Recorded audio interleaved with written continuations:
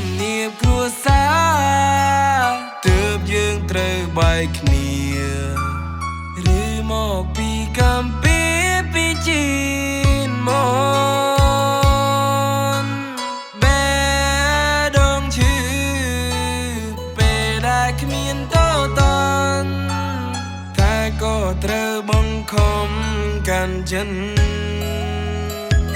ស្នេហាគ្រួសារបំបែកបំបានៅពេលដែលយើងនេះពេញស្រឡាហើយអ្វីក៏មានមកចាញ់មិនយកទេបែរងមួយចំមៀងដែលម្ដាយនាងអូនការឲ្យទៅគេអូរ៉ាបងឈឺទ្វេព្រោះរឿងនេះចង់បន្តវាសនាដែលចាឲ្យទៀវឃ្លាឆ្ងាយឲ្យទុំបងដេកខ្វល់ខ្វាយរួយអាងណាបែរងអើយបែរ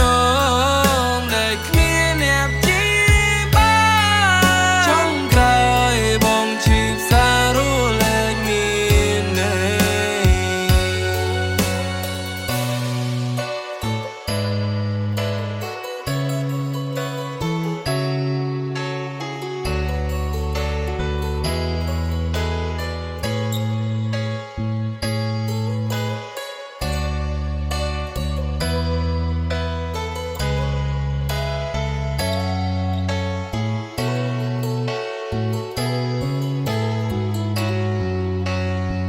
ស្នេហាគ្រួសារបំបែកបំបានៅពេលដែលយើងនេះពេញស្រឡា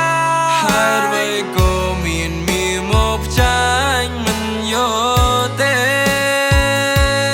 បែរងមួយចំមៀងដែលម្ដាយនាងអូនការឲ្យទៅគេអូរ៉ាបងឈឺទ្វេព្រោះរឿ